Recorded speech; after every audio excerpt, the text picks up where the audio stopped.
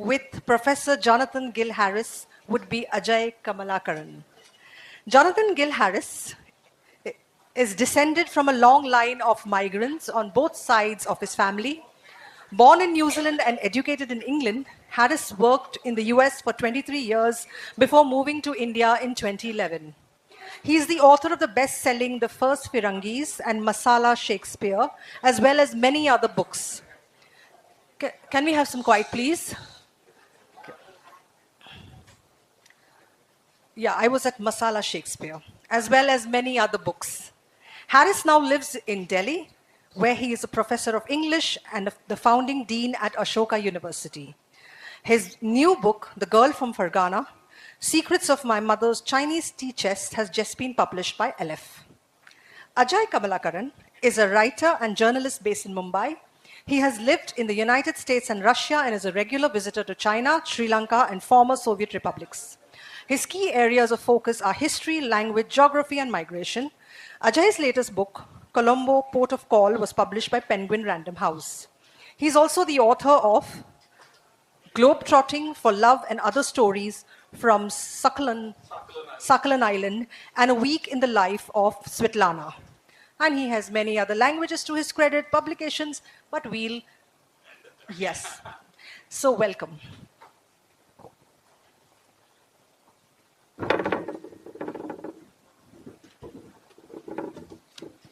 Is this on? Can you hear me? Hi, everyone. Really happy to see all of you here. And we were just talking about how some of us feel sleepy in the afternoons. But welcome to this discussion. And one thing that I read this book, just finished yesterday. And I'll say that from what I've read this year, it's my favorite. And I really thought of the concept of what it means to be a global citizen. So how many of us here actually consider ourselves global citizens? Show of hands, anyone? Okay. If there's one person who has a claim to that, now Rochelle did a very good job explaining about his roots. And he's got, let's see, from his mother's side, Polish, Jew, and there's German as well that I gathered from the book, probably Romanian and Ukrainian. And of course, I would say New Zealander, English, and well, he's married to an Indian, and a Malayali, so I'll say he's part Keralite as well. But first thing I wanted to ask you was this concept of identity. How do you choose to identify as in this globalized world where people are trying to put labels on everyone? Well, the tricky thing is whenever one is asked a question like, how do you identify yourself? You often agree with the premise of the question and comply. And you say, oh, I'm this or that. I often find myself questioning questions. That is one question in particular I get a bit nervous about. The idea of a global citizen, on the one hand, it seems sort of attractively cosmopolitan. A global citizen will feel at home anywhere. And the fact of the matter is, I don't feel at home everywhere. There's some places where I feel very comfortable. There's some places where I love to be. There's some places where I love to be where I feel increasingly uncomfortable. And there are certain trajectories I can take because of the languages I speak, because of how I've been educated, because of whom I'm involved with. But they don't leave me everywhere. So I think global citizen is a term I might resist, just as I might resist what seems to me the juggernaut of the demands that we self-identify. I think identity is often seen as a liberation, and it can be more often than not a trap. But to the extent that I identify with being Jewish, perhaps in the etymological sense of the word Hebrew, which I talk about in the book. Hebrew comes from, I only recently discovered, an ancient Egyptian word that means unrooted. And it didn't necessarily have a specifically ethnic connotation when it started. It meant simply those who cannot settle. So I think of myself as unsettled. Yeah, I guess that's something I'm sure your mother had to feel because of all the travel that she had to do too.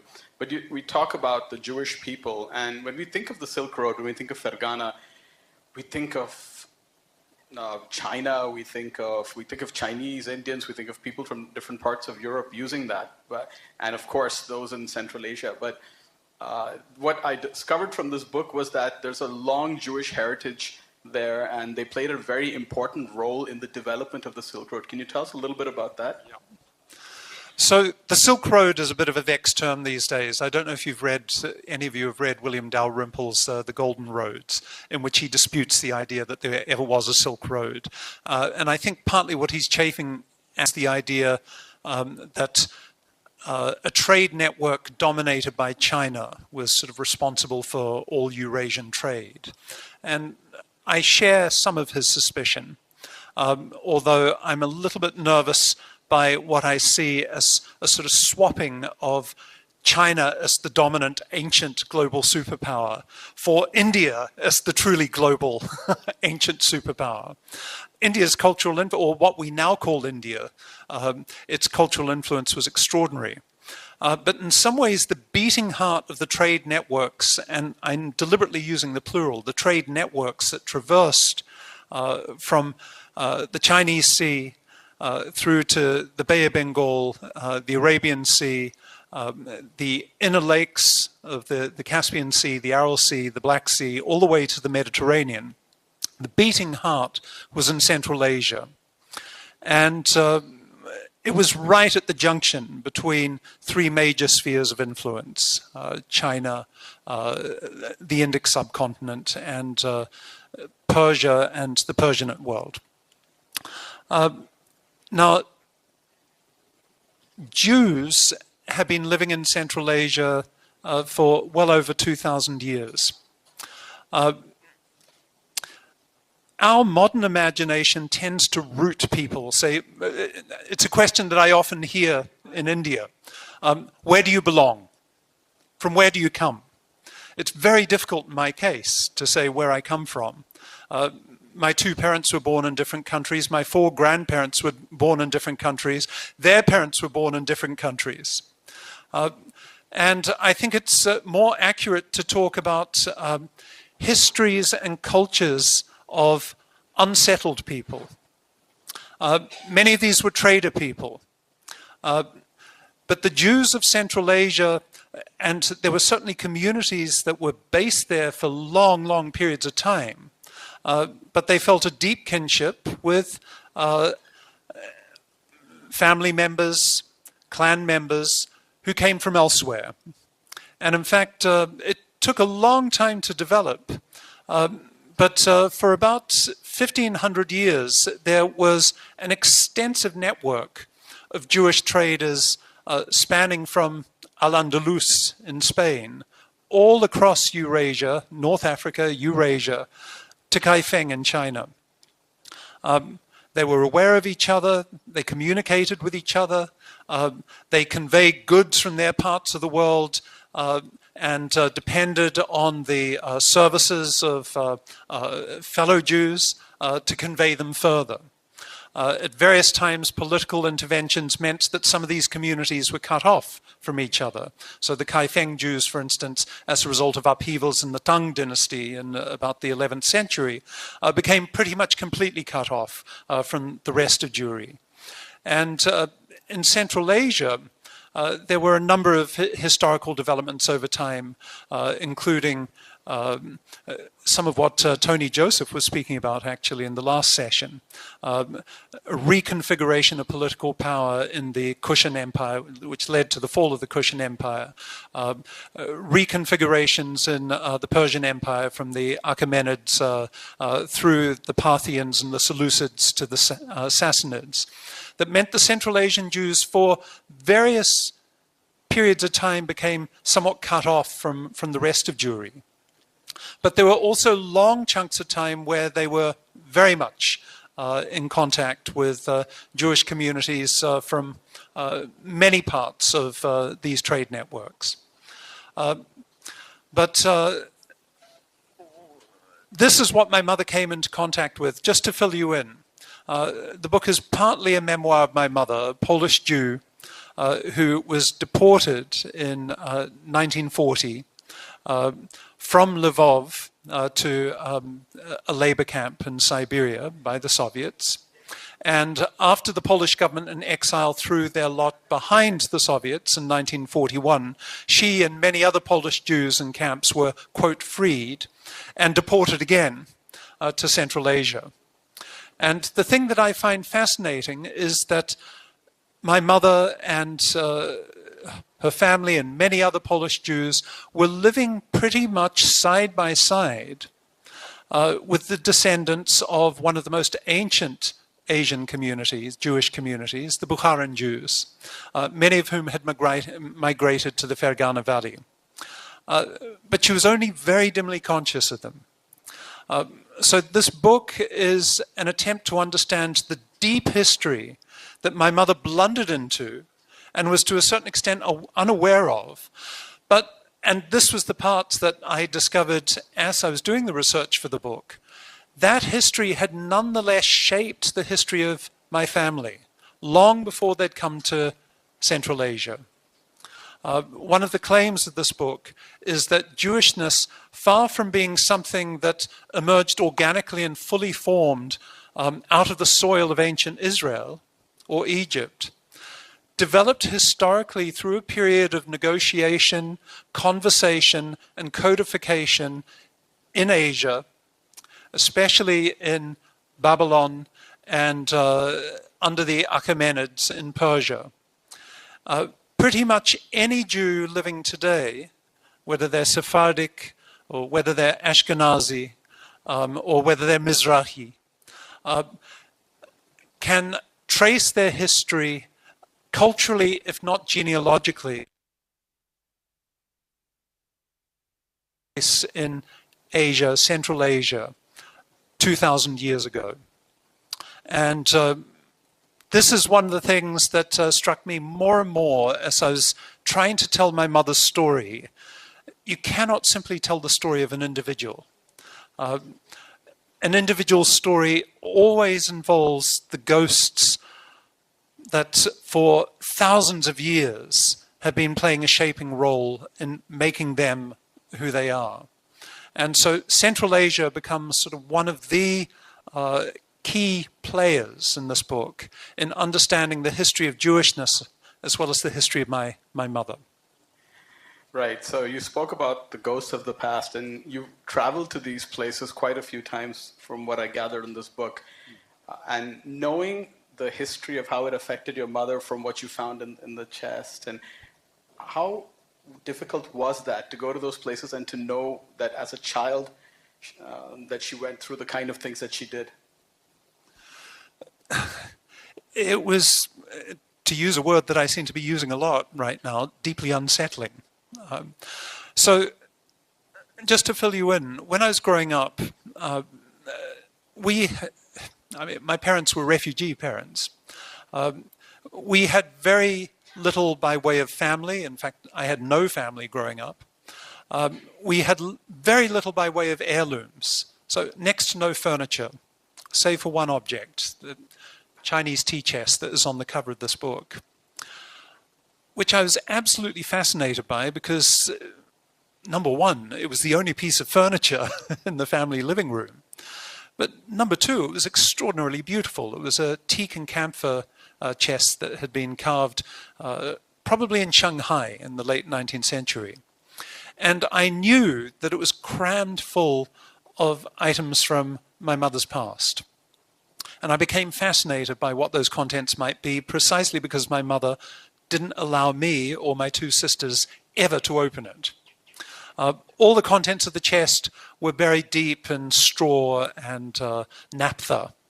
I used to crack open the chest, but the smell of the naphtha was so strong that my mother would immediately appear in the living room to slam the chest shut because she could smell it.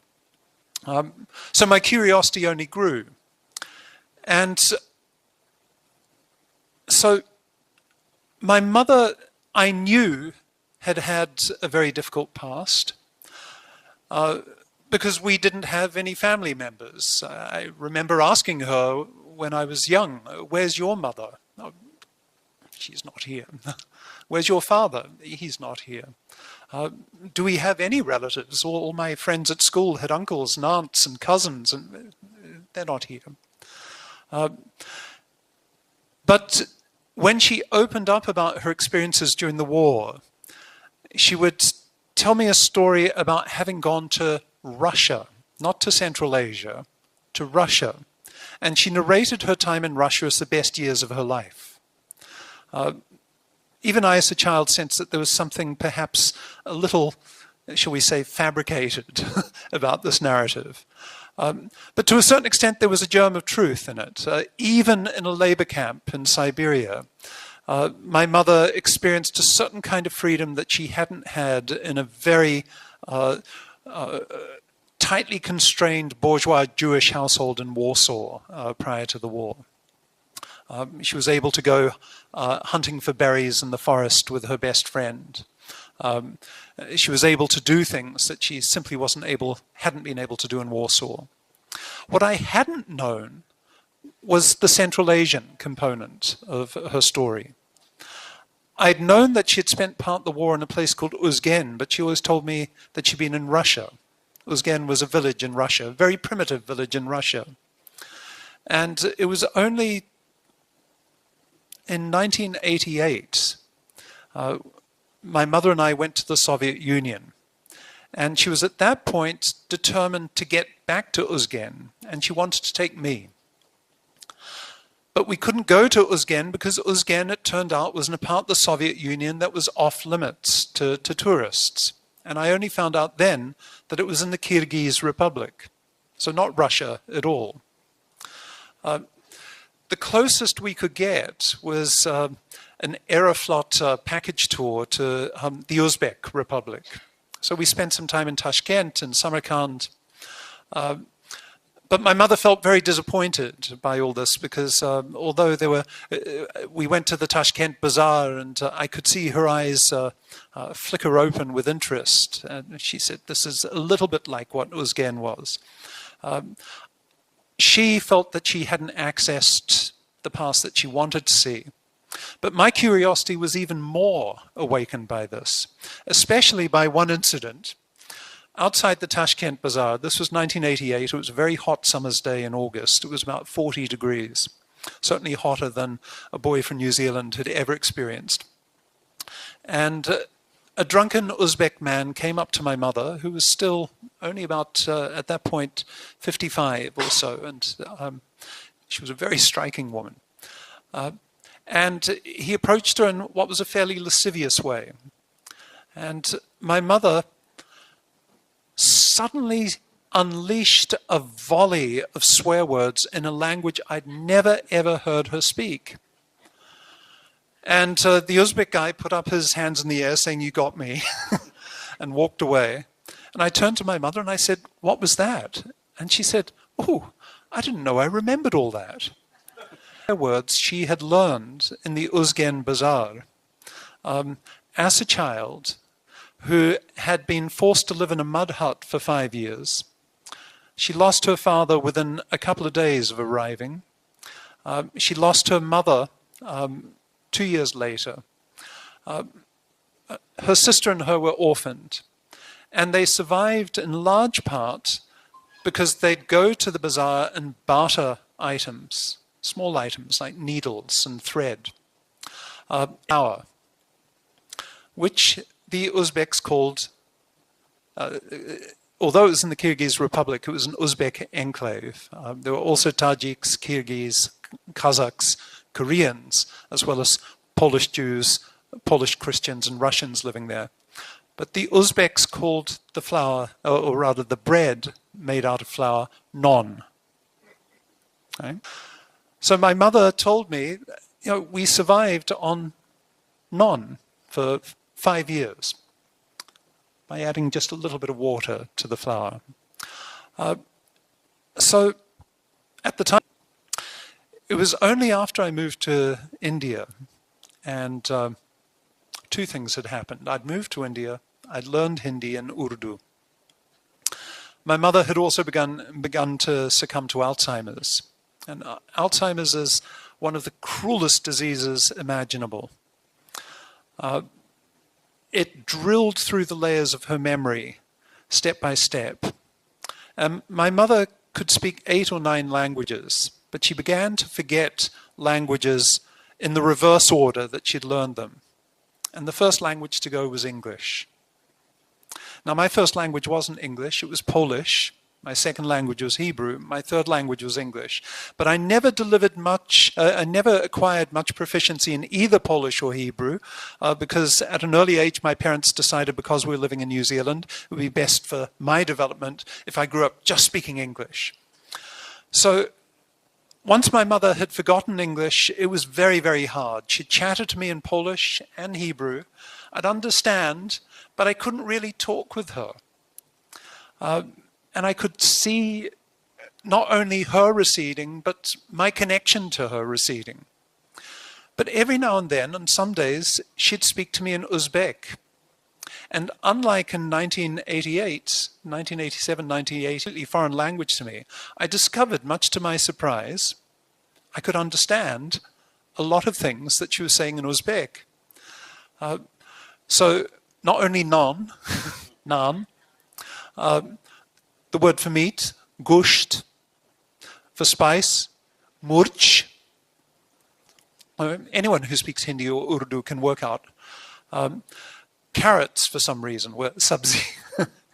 But other terms, cemetery, where her mother was buried, kabristan. Catastrophe, qayamat.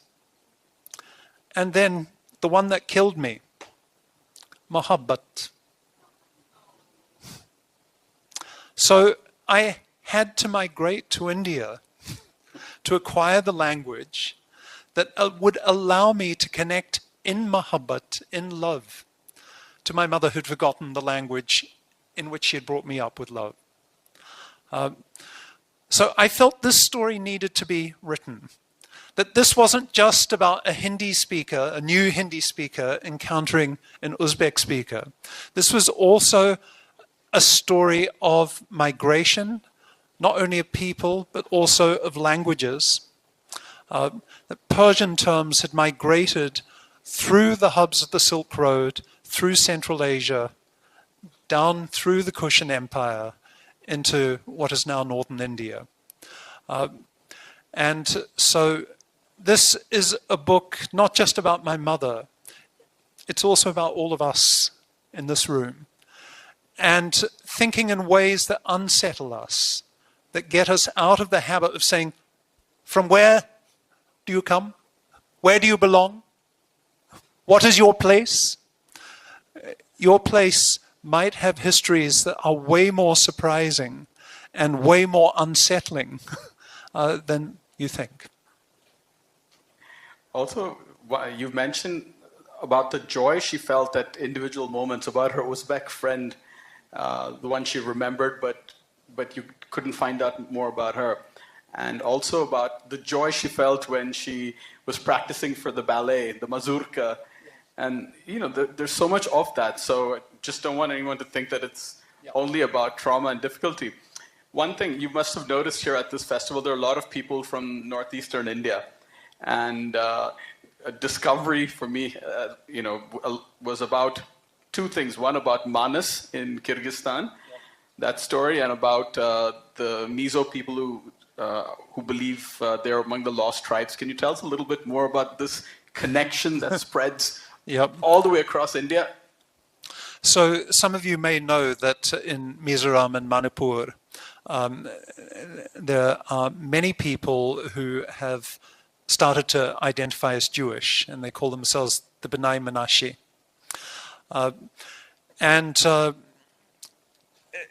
Christian missionaries had come in, mostly British Christian missionaries had come into the Northeast in the 19th century, and had found, much to their surprise, that there was a willing audience, people willing to convert to Christianity.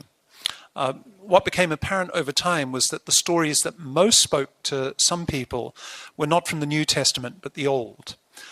Because some of these stories actually resonated quite profoundly with local traditions and local stories. So the B'nai Menashe are often spoken about as a group that converted to Judaism, which is to a certain extent true. But what is interesting is amongst their traditions is an origin story that involves a hero figure named Manmasi, whose name is pronounced Manasi. And Manasi has led his followers across a sea that has suddenly parted. Manasi has led his followers across desert, across mountains. And according to these people, they came through what is now China from Tibetan regions and Afghanistan. Right? Now, the Kyrgyz have what is now called their national epic. I'm very suspicious of the word national here, but it's called the Manas Dastani. It's a very interesting title because Dastani is, of course, a Persian term, and the Kyrgyz are technically a Turkic people. Right? But the story of Manas, that's what Manas Dastani means. The story of Manas is about a sheep farmer who is the son of someone named Yaqub. Okay? And Yaqub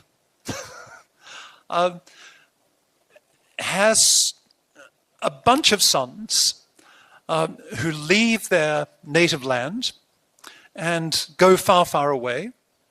And Manas, amongst other things, acquires a magical coat. If you're familiar with the story of Joseph, and the coat, the story seems incredibly familiar. And it seems like there is a direct connection between the now B'nai Menashe of Mizoram and Manipur and the Kyrgyz and their stories of Manas. And in turn, there is a connection with Jewish stories, or more accurately, Israelite stories.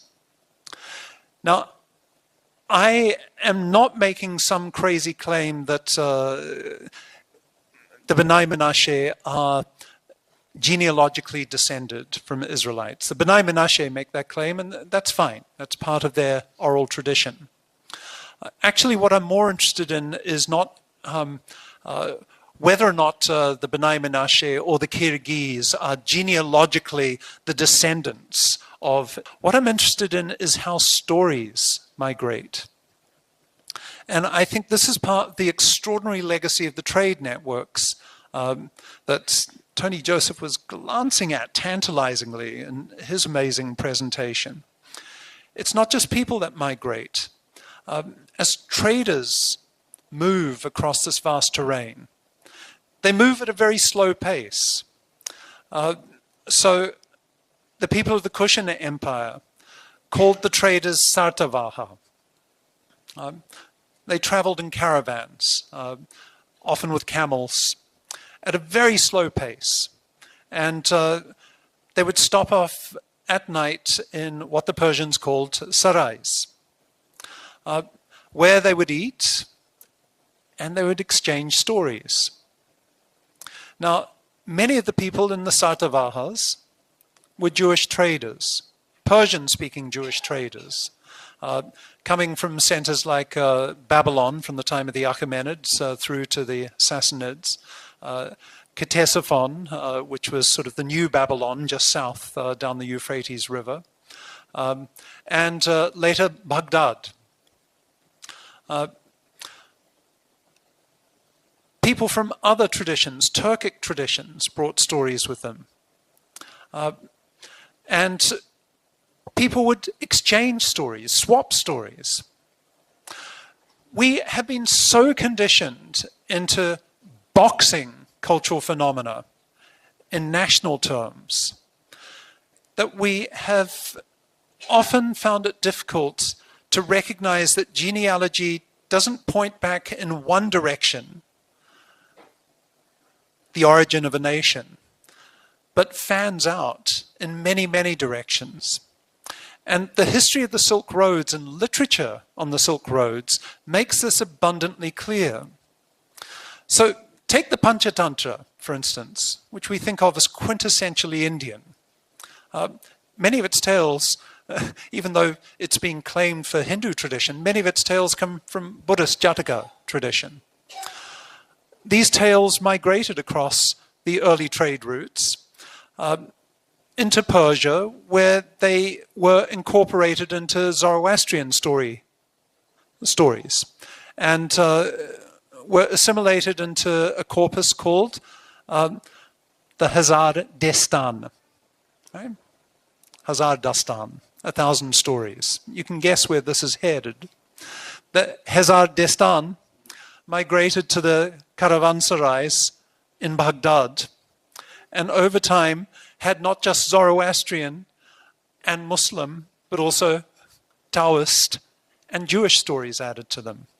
Some of the stories of the 1001 Nights include stories like the Pious Israelite, which actually is based on a Roman story called the Menaechmi, that later got turned into a play by Plautus that influenced Shakespeare, which became his Comedy of Errors, which in turn migrated to Bengal with the British, influenced the Bengali Renaissance and became Bronte Bilash, Vidyasagar's story, which in turn influenced a filmmaker, Manu Sen, who made a film called Bronte Bilash, which influenced Gulzar, who made Angur, the film. Okay? So, Har Dastan Avara hai. Because people talk to each other. And along the Silk Roads, in these sarais, people, to pass the time, they also exchanged ideas about the world. In Babylon, for instance, where what came to be Judaism was codified in the rabbinical academies, descendants of the Israelites spoke with Zoroastrians. And much of what we now think of as quintessentially Jewish was a result of conversation with Zoroastrianism. So there was no heaven and hell in the early Israelite cosmology. There was no Moshiach, Messiah. That all came because of conversations with Zoroastrians. Orthodox Jews bury their fingernails after they've clipped them. That's a Zoroastrian tradition. So part of what this book is trying to do is disrupt the idea that identity is ever singular. Identity is the product of conversation. Identity is the product of unsettling, not just settling. And I felt this was a very important story to tell to better understand my mother, who was an enormously complicated person, but also to unsettle some of the stories that have a stranglehold around us now and that are, I think, responsible for some of the worst violence in the world at this point, because we want to safeguard myths of singular origin against the possibility that, in fact, our identities have always been impure and the product of conversations with others. Yeah, that's something I also enjoyed reading about King Nebuchadnezzar, and because as somebody who went to a Baptist Christian school in New York, my idea of Judaism in Israel was completely in contradiction to this. But we speak about commonalities. What I wanted to ask you was, I read in the book about how Sovietsky Soyuz, Soviet Union, Kyrgyzia, Uzbekistan, Kazakhstan, Tajikistan, they did all this. So the Fergana Valley was essentially divided. What I wanted to ask you about was the concept of the modern nation state. How much damage has it done to humanity when we think about this? Well, I think the modern ethno-national state has done the most damage. So ethno-nationalism is the villain in this book. To a certain extent, the hero of this book is the Fergana Valley. And Fergana is a term that resonates for many people in India because they associate it, I presume, with most of you here know that Babur, the first Mughal emperor, was born in the Fergana Valley. The Fergana Valley is an extraordinary place geographically. It's a thin strip, green strip of land. It's not exactly a valley. It's more like a sort of slightly depressed plateau between several mountain ranges. It takes up 0.2% of Central Asia's landmass, but 20% of Central Asia's population is there because it's an extraordinarily fertile area. It's also, as I intimated, right at the junction of these elaborate trade routes between the east, the west, and the south. As a result, the Fergana Valley is also arguably the most ethnically diverse part of the planet. They're people descended from Chinese, people descended from Indic subcontinent, from Persia, from Europe, many other places. It wasn't just in the time of my mother. At the bazaar in Uzgen, I mentioned she could hear Uzbek, Tajik, Kyrgyz, Kazakh, Korean, Russian, Polish. Even when the Chinese monk Xuanzang, who came to India in the 7th century looking for Buddhist scripture, he took a merchant caravan from Kaifeng through to what he called Fehan, in the Fergana Valley. And he was absolutely shocked by it. In China, he'd seen nothing quite like it because he had grown up in a somewhat ethnically homogeneous society. He was astonished by how diverse Fergana was. And at the time he came, there were ethnic Greeks, Tibetans, Chinese, Turks, Kushans, Persians living there. But there were the Fergana Valley is this tiny strip. It's about 200 kilometers long, but only ever about 20 kilometers wide. It had never been a nation state. And that was something that Xuanzang also pointed out. This place isn't ruled by anyone. He said, that's kind of weird. And it was fought over by various warlords, but its extraordinary diversity and the Bazari conversation that characterized it continued to unfold over basically 2,000 years. The Soviets, hoping to instill an ethos of communism in what it regarded as its primitive Turkic, the primitive Turkic colonies that Russia had conquered.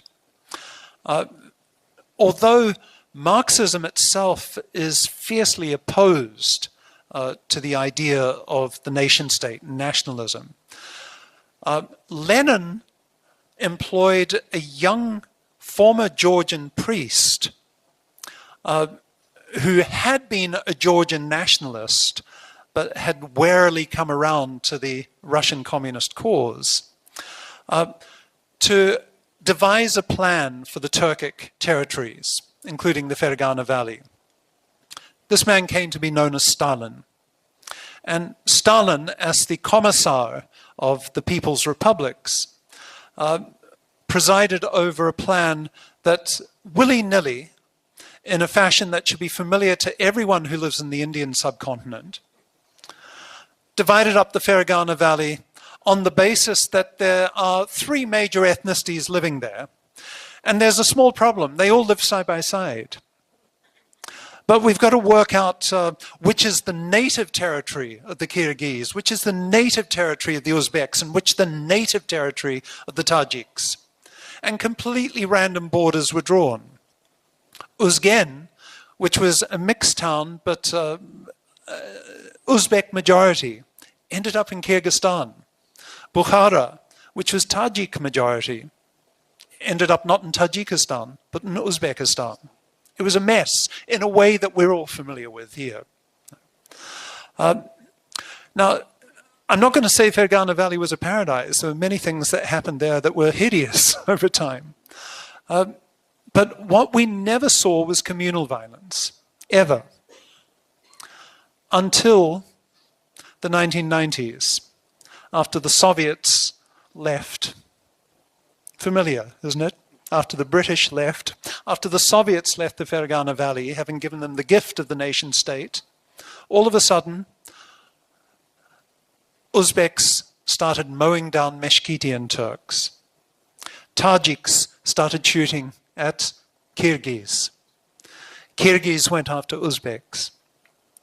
And what we've seen unfold in the Fergana Valley is uncannily familiar to us here in the subcontinent. I'd say it's part of a larger history. If we see the history of partition as simply an Indian and Pakistani story, I think we're missing out on an extra layer that is really important for understanding what is in fact a global phenomenon in the aftermath of colonialism and imperialism. The most toxic export that Europe has given the world is the ethnic nation state. It's not something that was confined to Nazism. We find many instances of it still, and often being sold as the path to liberation, as the path to decolonization. That if we surround ourselves with fellow people who belong to our tribe within a bounded nation state, then we'll be free. The dark underbelly of this, of course, is then we need enemies who have to be, over time, targeted and expelled. And we're seeing the consequences of that in many parts of the world right now. Right. Well, it's not just with ethnic nation states, right? Even those that are multi-ethnic, they need that enemy.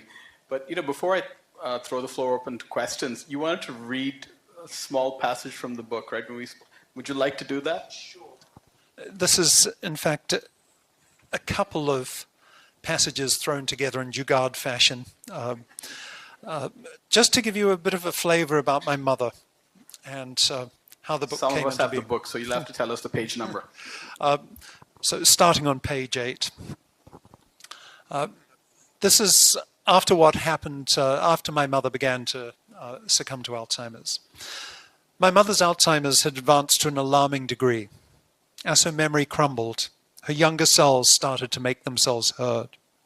She had begun to forget English, the last of the many languages she learned, and would often chatter with me in the Polish of her childhood and the Hebrew of her teens, even though I speak little of either.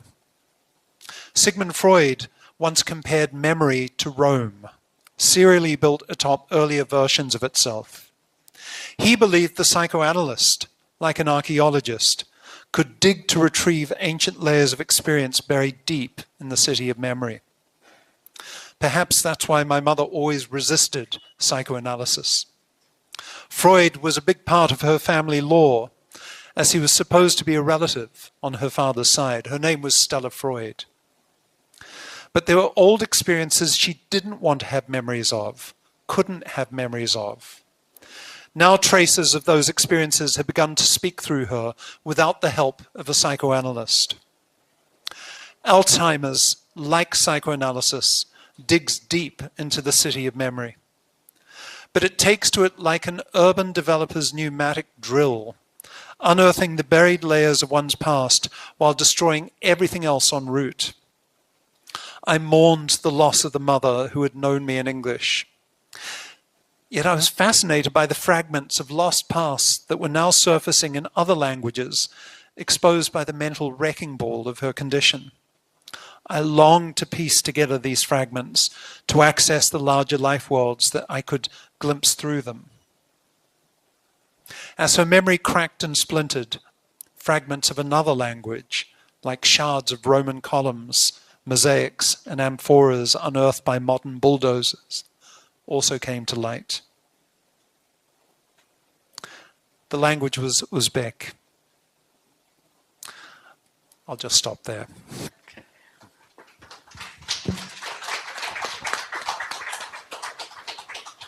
Does anybody have questions? But do we have time, Rochelle? That wasn't 10 minutes, right? Okay, great. You'll have to teach me some of those Uzbek cuss words. I may be able to use them at Chorsu, where your mother was accosted. I've just got to tell you, most of the Uzbek cuss words that my mother used were Turkic, but there were some Persian cuss words as well that haven't quite moved into Hindi or Urdu. But one of them is it's my absolute favorite, bulbulcha. It means a little nightingale, and it means someone with a very small penis. I love this idea. That the nightingale singing its sad song at night. Now we know why. And this is what my mother unleashed on that guy, no wonder. Oh my God. Guilty as charged. I wouldn't try that at Chorsu. I may get murdered. One more thing I want to say while people think about questions. The title, The Girl from Fergana, I don't want to give too many spoilers. I said before, what I'm trying to do with this book is make us realize that what we think of as having a single identity is always plural, is always the result of conversation, is always more than one. So people might think at first that the girl from Fergana is my mother. And they're right, it is my mother. But there's another girl in this book who is the girl from Fergana too. And that was my mother's neighbor. My mother lived in a mud hut for 5 years. Her landlord was an Uzbek man who had a daughter who was about 6 months younger than my mother. They became best friends, and my mother learned Uzbek from her. I never found out about this girl until my mother began to come down with Alzheimer's. And for the first time, she told me about Kamra Khan, her best friend. And I was just shocked. She'd never mentioned this. And I asked her about Kamra Khan. She couldn't remember a lot of things about her. What she remembered most of all was the smell of her clothes in winter, because my mother's mother had just died, and Kamra Khan was the one who would hug her close in the cold of the winter in the mud hut. So this title is about a conversation between a Jewish girl and a Muslim girl, who are both the girl from Fergana. And I just want to tell you that to give you an indication of what this book is about. That what one considers most intimately the self is in fact part of a conversation that we may have forgotten, whether it's because of Alzheimer's or because of political brainwashing. Right, somebody had a question? Yeah. Yep, sure. Mm-hmm. Yep. Art Shalva. Shalva, yes? No, Karina. Oh, okay, Karina. Okay, I don't think yep, I've sorry. met you yet, but I'm very much looking forward to buying your book and reading it. The title itself fascinated me, and the talk itself is like, it's almost like a Tetris puzzle in my head now that I'm going to try and piece together. I mean, I could go in so many different directions and dominate the Q&A. Alzheimer's speaks very closely to me. My mother-in-law passed from it, and that whole experience, I'm convinced my son got into the university he did because he wrote this bewitching essay that started with the phrase, "I was the first one she forgot." And it was because he was the youngest grandchild. So I very much relate to this concept of, reverse, this loss in reverse. But the one piece that fascinated me was this conversation about the stories and the 1001 Stories. And it brought back to me this book that I'd bought for my children when they were young about mythology. And it was fascinating to see so many stories from the Old Testament be like almost, origin stories from other parts of the world. And it unlocked for us as a family this exactly the conversation you had, which I thought was fascinating. So I'm really looking forward to your book and all the stories it's going to unlock for me and my family as a result. So thank you very much. Thank you. Let me just say one thing quickly in response to that. So the title of 1001 Nights in Arabic as Alf Layla va Layla, 1001 Nights. It means the same thing in Hebrew. Alf Layla va Layla means the same thing in Hebrew. And I think it's important to remember Jews and Arabs have been speaking for a very long time in related languages. And unfortunately, the partitions of the last century have resulted in the production of so-called timeless enmities and the forgetting of conversations and shared stories that have bound us for much, much longer. A book like this, I think, will help rebuild those conversations. But you need to know how we were linked. We all need to know that. Any other questions?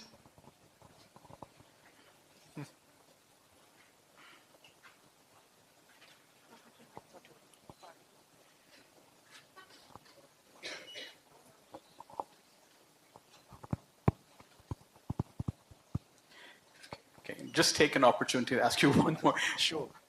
It wasn't obviously easy because your grandparents' generation, they could speak 7, 8 languages with ease, right? So when you had to research this, you did remember Polish, the Polish that you used with your mom as a child. But how, what were the other challenges besides the linguistic barriers, not just from the documents in the chest, but from the travel? Yep. Access was a problem because some areas, thanks to the communal tension, for instance, in the Fergana Valley, it at various times has been very difficult to get there. Also, this was a more interesting problem. I found no end of people who wanted to educate me about the history of the region. And I was very interested in what they had to say because they live there. But it was apparent how much history had sort of reshaped their narrations of what was true. So I met a Bukhari Jew in America. And he had been born in Bukhara but had lived in America most of his life. The story he wanted to tell me was one of absolute trauma. How impossible it was to be a Jew living in Central Asia. Now there's an element of truth about that if one is speaking, say, about post-1992. Right?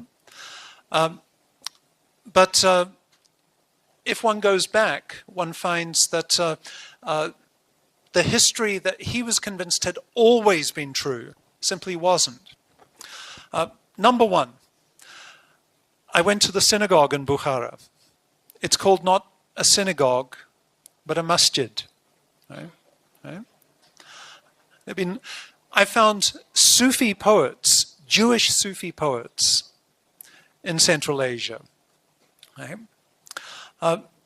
So history had been colonized by certain, shall we say, political imperatives. And I would then find other people who would tell completely different stories that were at total odds with what people had said to me was the God-honest truth about their experience as a Central Asian Jew. So trying to sift through all these competing narratives and work out what is historically accurate and what had been sort of stroked by the machinery of imperialism. Here's one last example, because I know time is up. I went to the synagogue in Samarkand, and I met the local leader of the Jewish community there, a lovely man named Yusuf. And he was rather surprised because he spoke Tajik, which is a Persian language. He was rather surprised when I spoke a bit of Persian to him. And he said, he asked me first not, why do you speak Persian? He said, you are Jewish? And I said, yes. He said, you must be Ashkenazi Jew. And I said, yes. He said, Khayli khub ast. How wonderful. He said, Ashkenazi Jew civilized. Samarkandi Jew very primitive. And I looked at him in surprise and said, no. But that was part of the Soviet story that had come to him. And we in Central Asia are primitive. The Ashkenazis, by contrast, have tasted the progression.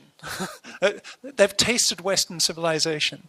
So I had to sift through all of this, and part of this book is about how do we tell a historical story when so many layers of historical violence have shaped the archive of memory. Thanks very much. I know it's time for another. Yeah, well, unfortunately we're out of time, but Mamnoon, Aga, Jonathan. Thank you very much for this very thought-provoking and noisy opening of the tea chest. And I hope there's a lot of strong smell of nap and a lot to think about. Thank you very much. Yes, a lot more questions. Time is running out, but not the questions. So please meet Gil outside. Yeah.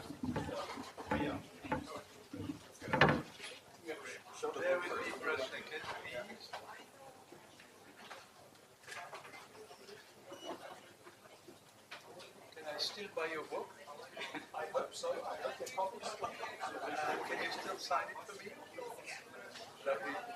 And by the way, are there any Jews left? Okay, one by himself, right? He was looking on shake your very much. Okay, there is the community in the US, in Israel, right? That's true. That's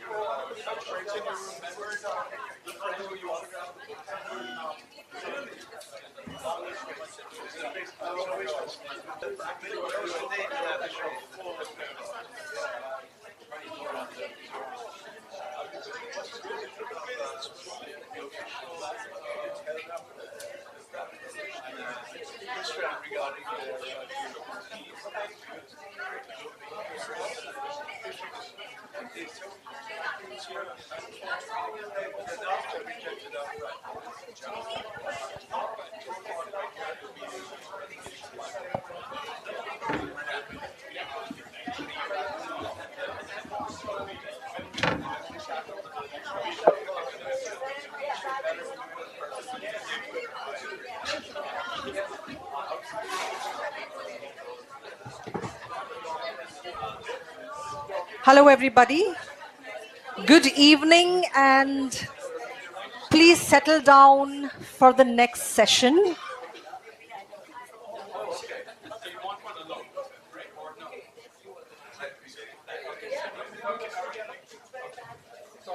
Should we go on the stage?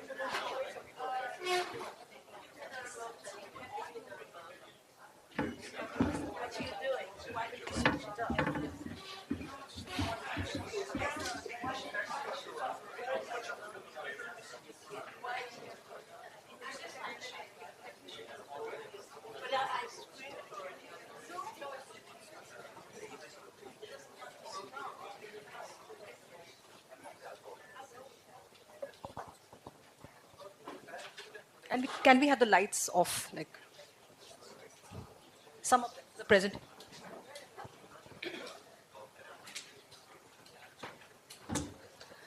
Hello, everybody, and welcome again to an exclusive presentation, The Jewels of Goa from Antiquity to the 21st Century by Professor Shalva Weil. Professor Shalva Weil is senior researcher at the Seymour Fox School of Education at the Hebrew University of Jerusalem, where she researches ethnicities, migration, and femicide. She's editor of several books on India's Jews, including in India's Jewish heritage, Indo-Judaic studies in the 21st century, Karmic passages, Baghdadi Jews in India, and the Jews of Goa. She has published over 250 articles, chapters in books, and encyclopedic entries on different aspects of Jews and Judaism in India. Shalva Weil is the founding chairperson of the first India-Israel Friendship Association, with Maestro Zubin Mehta as president. In 2022, she was appointed a Fellow of the Royal Historical Society of Great Britain. Welcome you ma'am. Thank you. Thank you very much. It's such a pleasure to be in Goa again. The last time was in January 2014 when I was a guest of my friends Savio Coutina and various other people.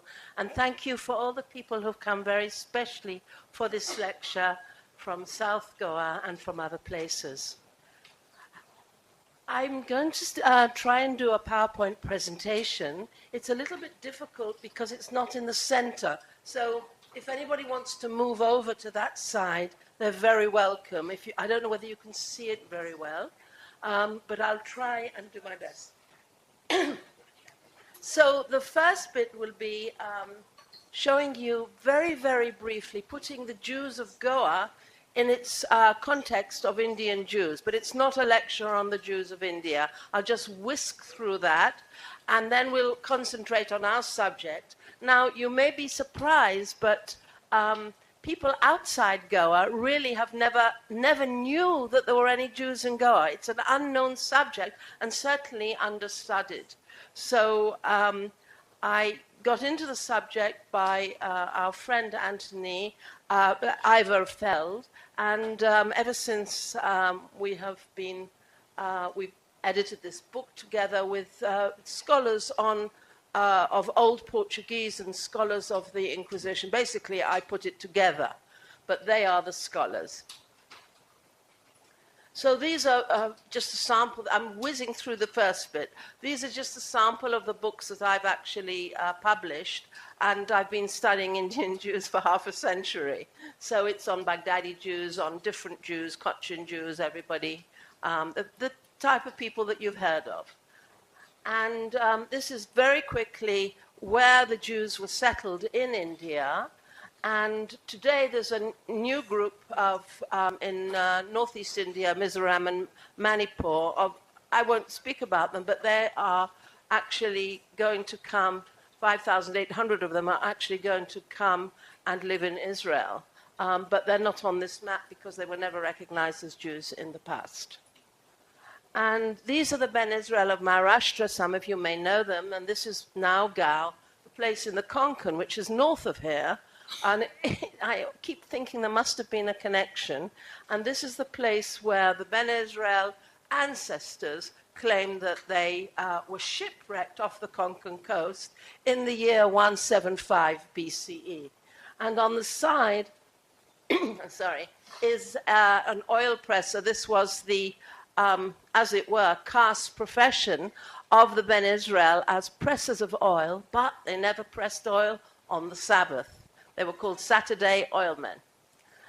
And in 1796, a lot of them had moved over to Bombay under the British and enlisted in the armed forces of the British. And the first synagogue that was actually established in Bombay was at the end of the 18th century by an officer called Samuel Ezekiel Deveka. I'm not giving a whole lecture on this, but I'm just giving you the major points. And they basically served in the British and afterwards with telegraphs and posts and various other ancillary occupations. And here is a more contemporary picture, which I think is gorgeous, showing that today the Ben Israel community is pretty small, maybe 3,000, and they have to do arranged marriages with Israeli Ben Israel because about 80,000 Ben Israel live in the state of Israel. Today, they moved there after Indian independence in 47, and the state of Israel was declared in 48, and gradually moved out. Of course, there was no anti-Semitism in India, and it didn't push them out. And then we have the more famous, in a way, Baghdadi Jews, the Sassoon dynasties. I also love this picture, so I put it in. It's well known. In the center is David Sassoon wearing his Arabian costumes, and on his on the side, on the left, is two of his sons. He had loads of them, 12. Elias Sassoon and Albert Sassoon, who was formerly known as Abdallah and then became Sir Albert Sassoon with the British. And I think it's just a marvelous picture because one of his sons they all have these names, Sassoon David, David Sassoon. So one of his sons was called Sassoon David, I think, and he's already wearing that British garb. So it's so typical of what happened to the Baghdadi Jews. And many of you will know the David Sassoon Library and Fort in Mumbai today. And I just put in the synagogue in Pune, which is very well known too, the Red Synagogue in Pune, just to show you the examples. And my book on the Baghdadi Jews in India is actually dedicated to General Jacob, a friend of my friend here, Roli Horowitz. And this is his house in Delhi. He was, as you know, in the past, governor of Goa. Now, the last group are also well known, well documented, although very small. They are the smallest Jewish community in the world and were. They were 2,400 at the time of Indian independence. The Jews of Kochi, what we call Cochin Jews. And we see on the side what we call the Jew town and the Paradesi synagogue. Many of you may be familiar with this. And there were also what we call Malabari Jews. In the old days, we called them white and black. It's not politically correct anymore, so we call them Paradesi and Malabari. And this is the synagogue in Chenamangalam, which actually I was responsible for restoring. And now we come to Goa.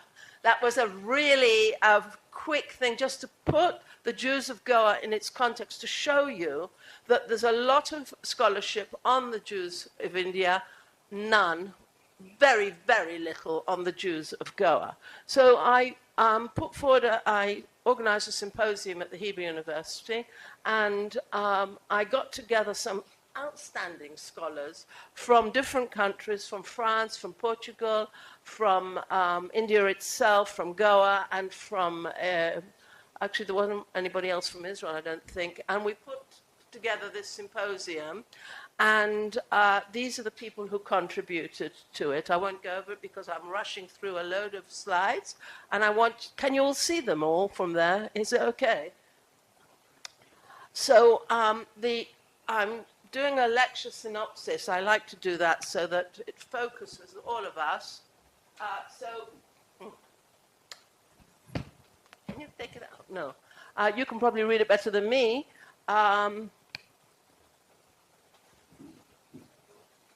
There was a Jewish colony here under the Portuguese, certainly. Dona Grazia, we'll talk about her. She led a fleet of ships. Can you hear me? From Goa, and we'll talk about that. We're going to talk about the Portuguese Inquisition, and then we'll talk about Garcia de Horta, which everybody's heard of in Goa, but maybe some didn't realize his Jewish origins. And by the 18th century, the Jewish community had disappeared. So if you're saying, well, why didn't I know about this before? Well, you probably didn't have a Jewish community in Goa after the Inquisition. However, there are people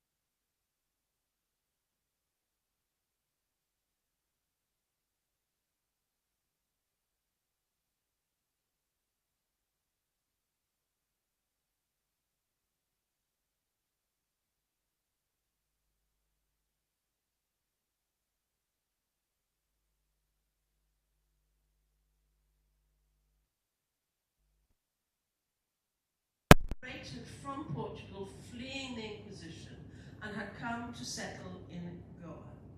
St. Francisco Xavier, who was the foremost Jesuit apostle, whom you all know, wrote to King João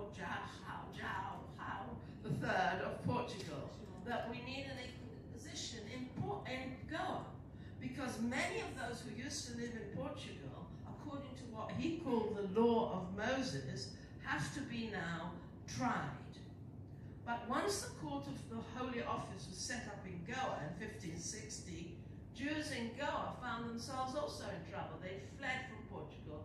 Some of them had moved on to the Ottoman Empire, Turkey, etc. And now they were in Goa, free place, wonderful freedom of expression, and now the Inquisition had come. There were 22 conversos from Goa and Cochin were actually tried and sent to Lisbon. And Inquisition trials only terminated in 1812.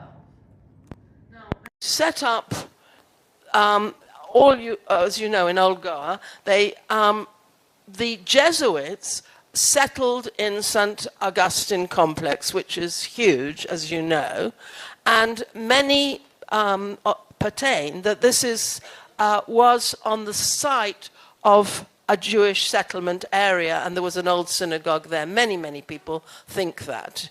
And the Archaeological Survey in Goa is very aware of it. So here, when I was here 11 years ago, I photographed the Jews' Road. I can never say the Rua dos Judeos. Did I say it good? Judeos? Judeos. Anyway, I'll say it in English, the Jews' Road, that with the ruins of St. Augustine on the right and St. Anthony's Chapel in front of us. And the synagogue was apparently, according to scholars in my book, which you can, by the way, is being sold out there in the book forum, the synagogue was at the end of the street left of St. Anthony's Chapel. And it's where this woman is actually on her way. She's walking down there. And now we come to this amazing figure, Donna Grazia. I don't know how many of you have heard of her. What's interesting is that in Israel, nobody's heard of Jews of Goa, but they've all heard of Donna Grazia. Why? Because after she left Goa, she went to reside in Tiberias by the Galilee Sea. And there's a whole museum there about her, not even mentioning Goa, which is incredible. So Donna Grazia was this amazing woman, born in 1510, and she married her uncle at 18, who was super rich, and he died in 1538. He was a creditor and close to King João II of Portugal. Now, she and her husband, who was her uncle, were both what we call conversos. Conversos are new Christians. They had been forcibly converted to Roman Catholicism, and if they didn't convert, they would be burnt at the stake. So basically, they were what we call conversos today. And when her husband died, she said, I'll take it over. I'll take over this enterprise. And she only employed conversos, other people who were secretly Jews. They would light candles on Friday night in secret, but outwardly they were Catholics. And these included various famous people like the Mendes brothers, Francisco and Diogo, spice traders, and other people. And she ran these fleets from Goa. In 1992, she was recognized, and there was a stamp in her. Here, this stamp is from 1992, and these armadas were funded by the Crown of Portugal. And these fleets, these armadas went regularly from Portugal to India, principal destination, Goa. And here they had, before the Inquisition clamped down on them, they had communal prayers, they had synagogues, and they lived together in the Jewish street. And they were the main carriers of the spice trade between Europe and Asia during the 16th century. And it was on the basis of the monsoons, which I think I don't have to explain to people here. Another very interesting figure was Garcia de Orta, whom we'll come to. Meanwhile, as I mentioned, St. Francis Xavier requested from the King George III of Portugal to establish and really set up the Inquisition. And so here is Donna Grazia running these huge armadas of ships. And at the same time, he's saying, no, no, no, no, we have to clamp down on the Jews. He doesn't realize, perhaps, that she's originally Jewish. And if you go into Panjim today, at least it was 11 years ago, you go into the local museum, and you see the Inquisition table. I was actually surprised it was so small. I thought it would be bigger. But anyway, they write that that was where they tried Jews, and if they were found guilty, they were burnt at the stake. And this is the Goa Inquisition, and they describe it. This is Goan State Museum. The Inquisition may be described as an ecclesiastical tribunal for the suppression of heresy and punishment of heretics. Now, I want to point out that the Jews weren't necessarily the target. Many thousands of Hindus were forcibly converted to Roman Catholicism in addition. But in addition, Jews were. And though the first demand for the establishment of the Inquisition was made by St. Francis Xavier, the Inquisition was actually only established in 1560, which gave Donna Grazia a lot of time to run her armadas back and forth to the east and back again. So some of the scholars in my book have written and can read Old Portuguese, which I confess I can't. And these are Inquisition papers from the Portuguese National Archives, all of which relate to Jews and their crimes. Some of their crimes were like they eat Jewish food on Friday night and things like that. And they had a stew, which we don't eat, but they eat, and things like that. It's all very, very interesting. And here is a book that was produced in 1654, which I found, of architectural drawings of the Inquisition in Portugal and in India. And they show where the Jews live, and that's where I got the map from, and what they were doing and how many there were, and so on. And now we come to this figure, all of you have heard of him, Garcia de Orta. He was the advisor to the king. The person who wrote about him in my book is called Palmira Fontes da Costa. She's originally Goan, she's at Cambridge University. And she claims, I don't know whether it's true, but this is what she writes in my book, and I can't contest her, that that is his signature on the top right. And she claims that he was signing in Hebrew. If you twist it round, it's in Hebrew. And if you look at it normally, it's like Portuguese or Latin letters. I don't really see it, but that's what she writes. And she claims that this is true. And she's a very fine scholar, very, very fine scholar.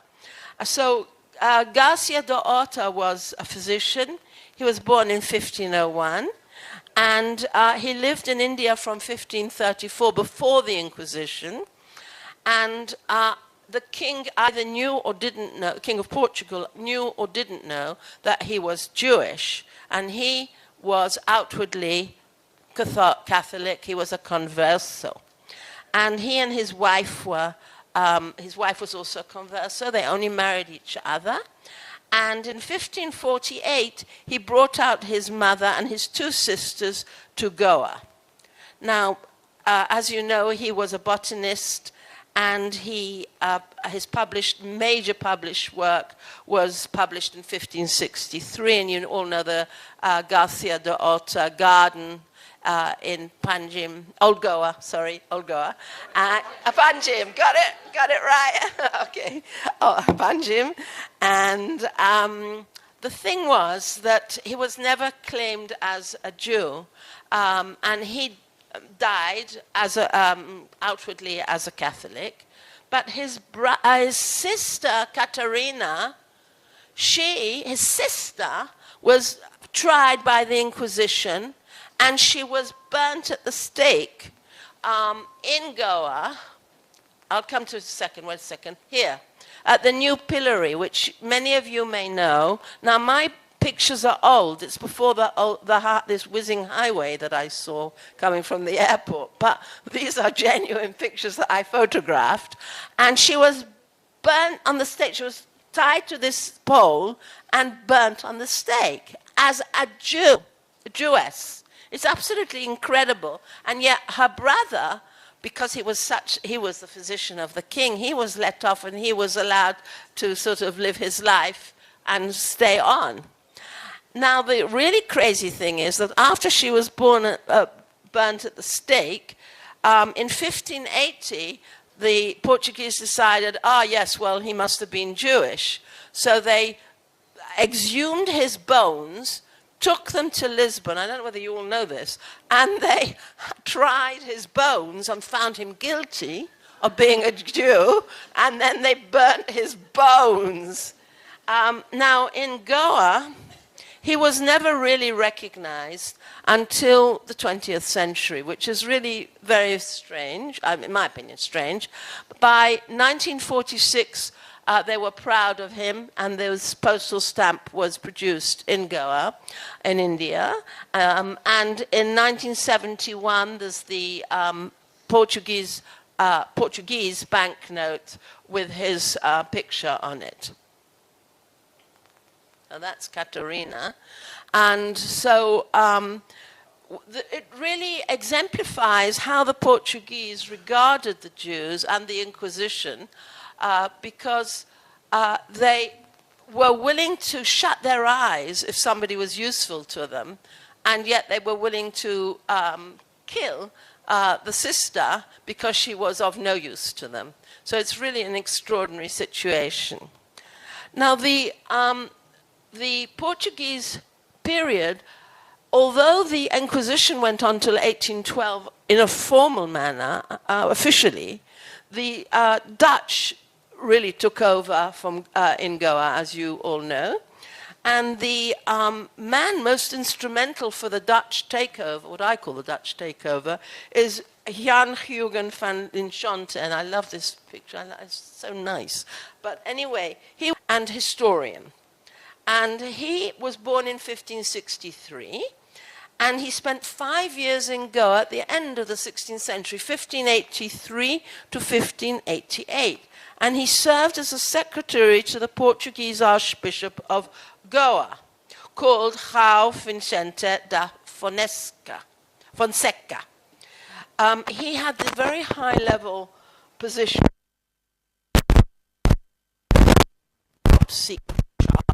nautical maps and logs, which he meticulously copied, gathering data on trade routes, currents, the monsoon currents, and regional politics. He was a spy. He also documented local life, including detailed accounts of the Goa market and social hierarchies. And one of his more famous pictures is this Dutch depiction, which he did, of the Inquisition in Goa. It's an absolutely magnificent picture. And if you look into it, you see slaves that they're selling in the market.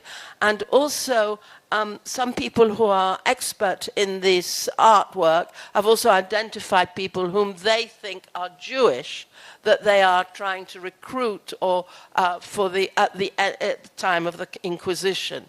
It's a completely fascinating picture. Some have got clothes on, and the ones without clothes are lower class and don't have, and are often picked up by the Inquisition officials and taken off. In the Netherlands, he published his findings in what's called the Itinerario in 1596, and this first roadmap for other European powers to reach the East Indies without relying on Portuguese pilots. Don't forget Vasco da Gama and Gaspar da Gama, the interpreter, they were now less useful. By documenting and leaking Portuguese navigational secrets, he effectively ended their monopoly on the spice trade. And don't forget the Geniza documents, where they were talking about trade from the 12th century, spice trade from the south right up to Egypt. And basically, he paved the way for British and Dutch colonialization in Asia. So what happened to the Jewish community? In time, it dissolved. We've said that many Jews fled. They just fled. They sought refuge in countries where the long arm of the Inquisition did not extend. A few went down to Cochin, and we have Inquisition records of 22 people in Cochin. It's very few. And they set up the Paradesi synagogue, which I showed you in 1568. But even Cochin wasn't really immune to the Inquisition, and many people fled to other countries, other parts of the Ottoman Empire, and even back to Europe, Italy and other places, Livorno. Others continued to work in the employ of the Portuguese as merchants, advisors, interpreters, or even spies. Many of these Jews, these conversos, were also spies.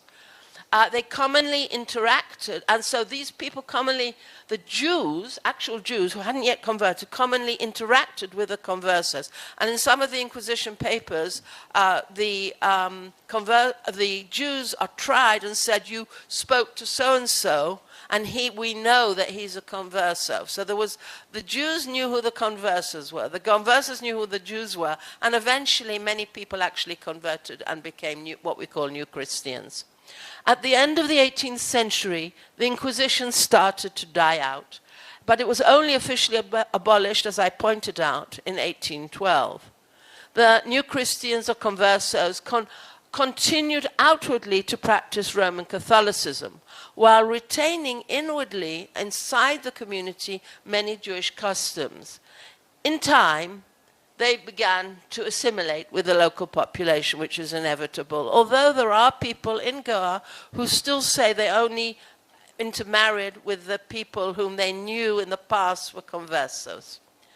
And some of their descendants recall to this day the rituals that their ancestors had practiced. When I first came to Goa, I'm embarrassed to tell you when it was, in the 1970s, I met people who, in the Jew Street near St. Augustine, who definitely had names, Jewish names, and admitted that their ancestors were Jewish. Today, I actually came back in 2011, 2014. I've been a few times since. I couldn't actually find those people anymore, but they definitely were there when I first came. So, Goa in the 21st century, the Inquisition bell was removed and is still prominently displayed at Our Lady of the Immaculate Conception Church in Panjim. I mean, that's the major thing that you see when you arrive in the city. And considering that other European countries like Portugal have now apologized, essentially, for the Inquisition, it's extraordinary that the bell, the Inquisition, is still there. That's my personal opinion. Of course, we have backpackers in the 21st century, and we have what you may know, the name Chabad, these religious Jews who entertain Israeli backpackers on the Sabbaths, and they all meet there, and Israelis are always very happy to meet other young Israelis. So that's Goa in the 21st century. It has nothing really to do with the early settlement of Jews in Goa or the period of the Inquisition. However, it is interesting that there is a kind of renaissance of different people in the 21st century. So with that, I will terminate, and I whiz through it, and obviously there will be many, many questions, and I'd also like to hear from one or two people who are claiming some sort of allegiance to the Jewish presence in Goa. Thank you very much.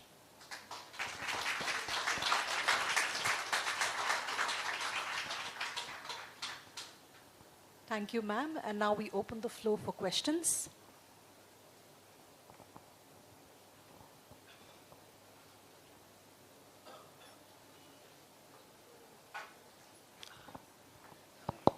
Thank you so much. Just two clarifications, because I always understood those to be different. One is regarding the bell in the Panjim church. I have never heard of something called an Inquisition bell. As far as I know, that bell used to be in the collapsed tower of the Sayre Cathedral. So if you can tell us, and when that tower collapsed and the Sayre Cathedral, the bell was brought here. The second thing is the Dutch painting. In books that I've previously seen that painting, it was always labeled a painting of the marketplace in Old Goa, where slaves. But you have labeled it a painting of the Inquisition. I did that. It really is not a painting of any Inquisition. Right. So if you can clarify these 2 points, I'm grateful. Right. So regarding, did everybody hear the points? Right. So regarding the St. Augustine, so the St. Augustine structure collapsed soon. I'm explaining to you what happened in 1871, and the bell at St. Augustine was moved from the tower of the St. Augustine to Our Lady of the Immaculate Conception Church, which was established in 1541, where it remains to date. So that's in answer to your first question. With regard to your second question about the label of the marketplace in Goa, you're absolutely right. I labeled it the Jewish Inquisition, and I think I should relabel it the marketplace, where people were recruited for the Inquisition. And now I'd just like to say one other thing. The book, which I wasn't allowed to bring in here by the bookseller who's outside, but the book has a wonderful cover which was painted by a famous artist, Solomon Sousa. He is the grandson of F.N. Sousa, but he's an artist in his own right. And I now see him here, and I'd like you to stand up and thank you for that wonderful cover, which you can see outside. I think you should come up here. I think that it's such a wonderful cover. Yeah, I suddenly caught sight of you, and thank you for coming. So on the cover of the book, you have the two major figures whom I loved. That's Donna Grazia, the lady who had the armada of ships, and on the other side is Garcia de Orta, the famous physician, who actually represents Goa to the world. Gentleman at the very end. Yeah. Oh, they have preference for people in the first rows. No, you can get that. No, I'm not scholar, nothing, but I got very interested because I had the opportunity to stay in Israel from 2007 until 22. Oh. And looking the presence of Jews synagogue in Cochin, I had been there, and in Israel also had been there in a couple of places. Very interesting, the trade and the connection that was falling in place. Because India has 7,000 square meter place inside the Jerusalem fort, and the Indian national flag is flying, and there's a hospice kind of thing, and the Ansari families. Ansari. Yeah. And it was very interesting that one of the Sufi saint, Baba Farid, he did his 40 days of ritual. It's fascinating, and yes, I know that the Jews and Indians are very proud of each other's friendship, that they were never prosecuted. Yeah. I'm glad the times those, we were not there. They were Portuguese or somebody else. So, and it's really great as an Indian when I was there for all these years. The moment I said Hodu, the doors open, and we shared the tea and coffee. Thank you, and it's a privilege to see you here. Thank And you very much indeed. Thank you very much. It is very beautiful that the relations between Israel and India are so warm. Extraordinary that nobody ever thought of writing about the Jews of Goa, or hardly writing about it. As I mentioned, this Norwegian person introduced me to the subject. He did write a little thing, but he's not an academic. But it really is extraordinary, and it's a fascinating subject. And I'm here in India for a big conference in Delhi on trade down the Indian Ocean. And I will be, it's an academic conference, I'm giving the keynote speech, and I will be mentioning, of course, Donna Grazia and the trade right down the Indian Ocean, right the way down to Cochin, but through Goa. The Geniza documents are probably almost definitely documenting Goa. So there was the trade throughout the Indian Ocean. This was the hub, like an airport hub. This was the hub. And trade, there was spices going up and down, and cloths and textiles in the 16th century. It's quite extraordinary. I think Yeah, that's question. the gentleman at the Yeah. end, yeah. Very specifically, the brother and sister, the daughter and the sister. Sister was persecuted and then murdered. Is there written testimony where he denounced her? Because during inquisitions, they would have to denounce, or some sort of... No, as I mentioned, Palmira da Costa is really the expert on this, and she's also written books. She's a real scholar. And they haven't found that he denounced her. So maybe he was just not a very nice brother, or perhaps his position was really impossible. But no, they haven't. I also asked the same question. But it's a very good question. It's a very, very good question. How did he manage to continue? And they took away his family, and he brought them out to Goa so that they could practice freedom of religion. It's a very good question. I asked the same question when we were doing the symposium on Goa and when I edited the book. It's a very good question. Shalom. Good evening. Thank you for your lovely lecture. We really enjoyed it. My name is Niki Chandra. I'm from Pune. My father heads a ministry called Christian Friends of Israel in India. Brother Savio works as part of it in Goa as well. So I have questions here. First of all, you spoke about the Jews in Goa. What I wanted to know, and maybe I missed this earlier, is what brought them here? And from which year were they here? Do you have a research and understanding on that? That's one. Secondly, we are given to understand that when one of the apostles or Talmids or disciples of Yeshua, Jesus, came to India, that's Thomas in the 1st century. He came to give the gospel here to Jews in Goa and South India. Do you have any research or understanding on that, please? Okay. So, what brought the Jews to India? As I mentioned, we're talking of different historical periods. So, what brought, if there was an ancient settlement, it's not 100% proven, it's almost proven through the Geniza documents, but we're talking of the first, as you said, the 1st century, or 10th century BCE. What brought them here is traders, perhaps on King Solomon's fleets. And then we have a later period at the time of Thomas. Now, there are, as you know yourself, although there's a lot of history about St. Thomas in Goa, there's an equal amount of history in Cochin, which I know even better. And Cochin I've written about Canaanite Christians and symmetry with Jews in Cochin in South India. And there they have a legend amongst Syrian Christians that St. Thomas came to Cochin and he invited the Jews who arrived on a boat to a wedding party for the king of Cranganore, and there St. Thomas saw a flautist, a lady playing the flute, and she was playing Hebrew songs. It's just a gorgeous legend.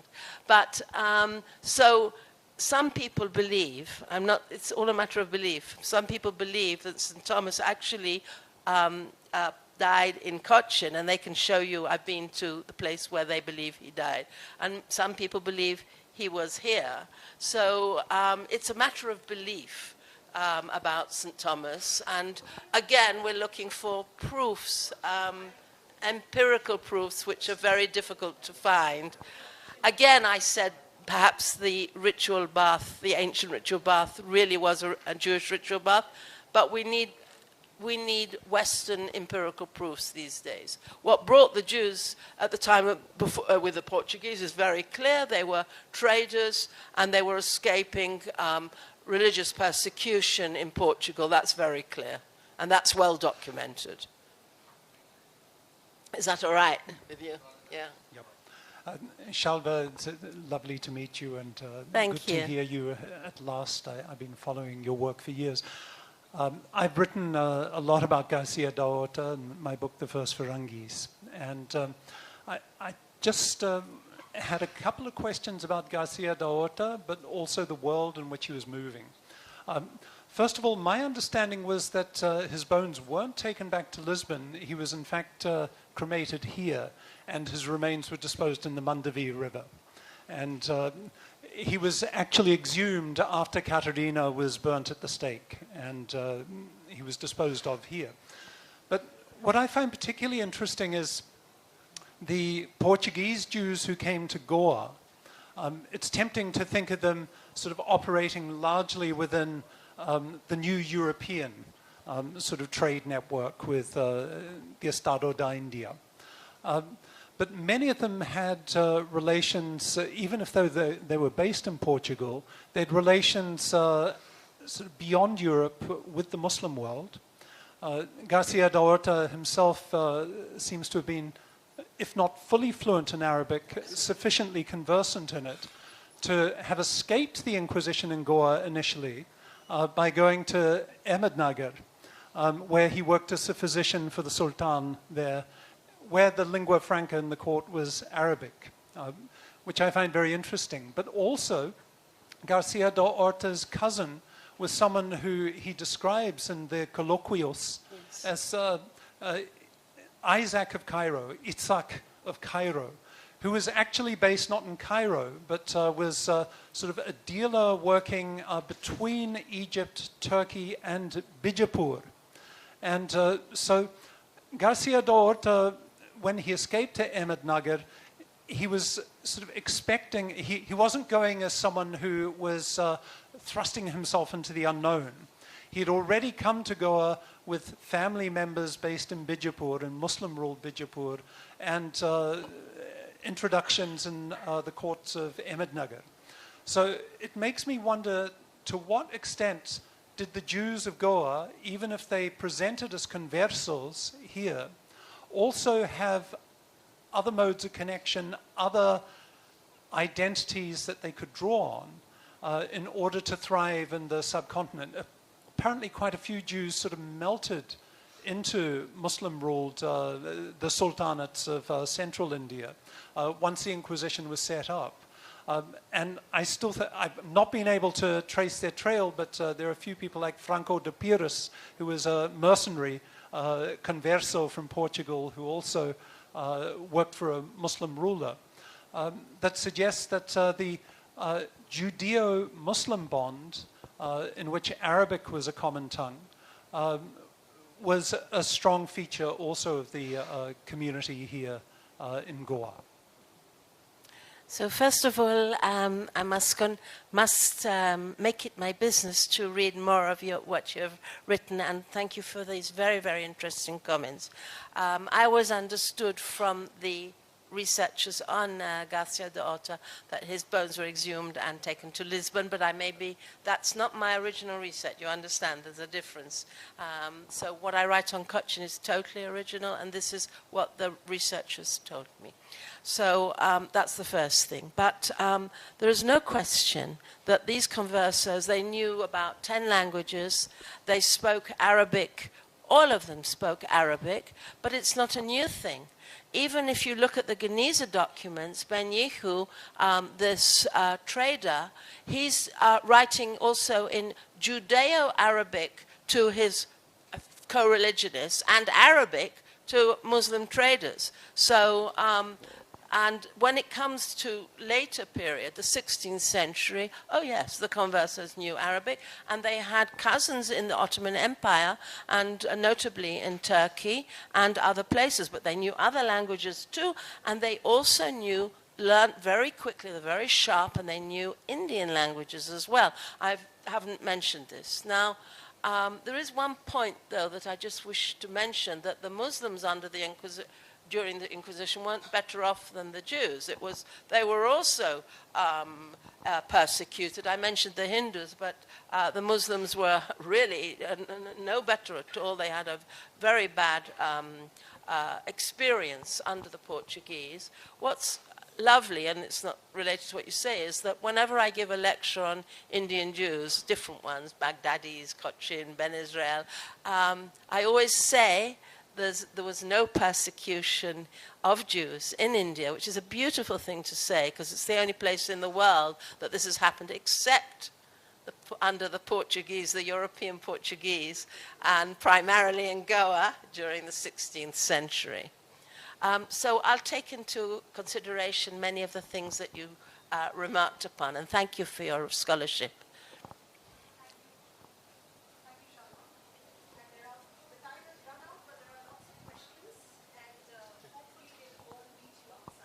Right, I'm looking forward to it.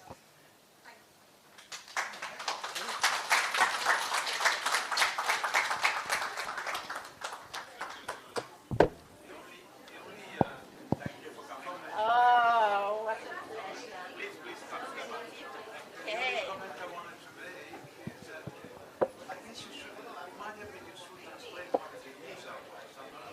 Did I explain it in the synagogue in Cairo? I was sort of trying to, I didn't really explain. I was trying to rip through.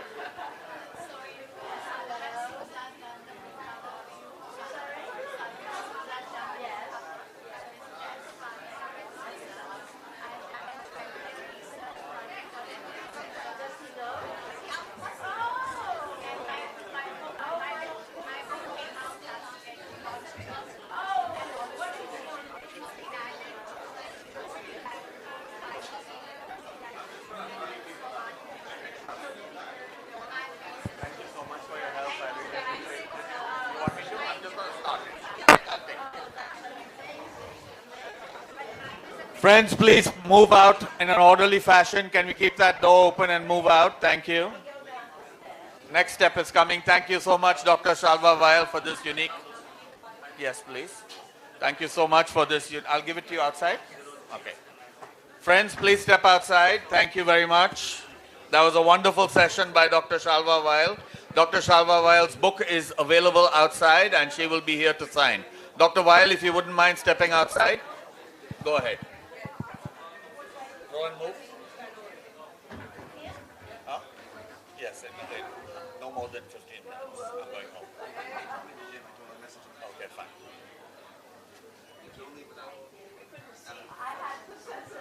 Okay. Thank you, Dr. Vail. Friends, please take your seats, those who are here for the next session. With Sandeep Paul.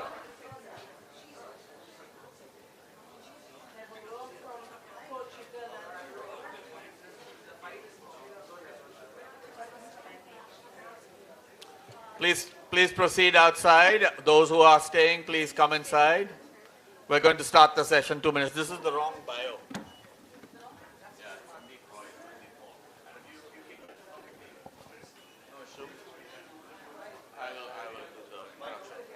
Sandeep, please come join us on stage.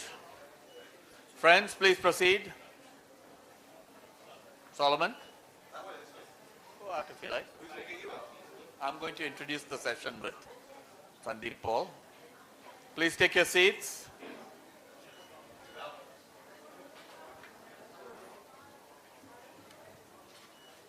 Sandeep, I will wait for 5 minutes. Okay.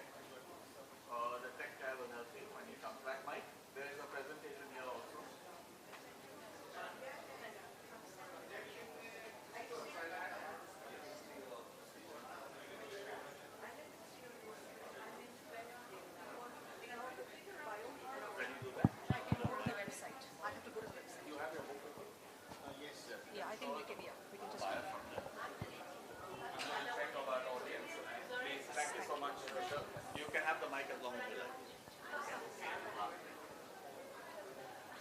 mind if I just take this?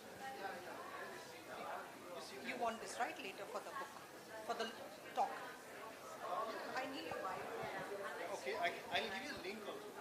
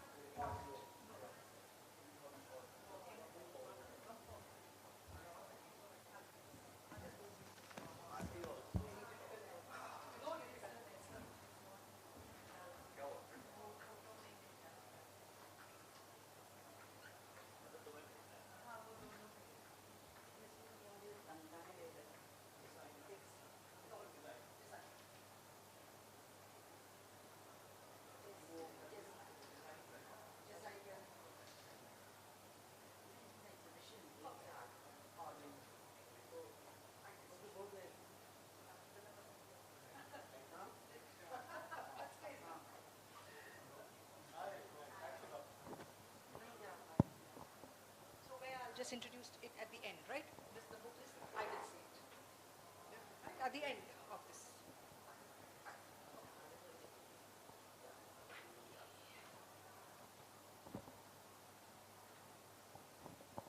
We're just waiting for some more people to come. Maybe after their tea and coffee.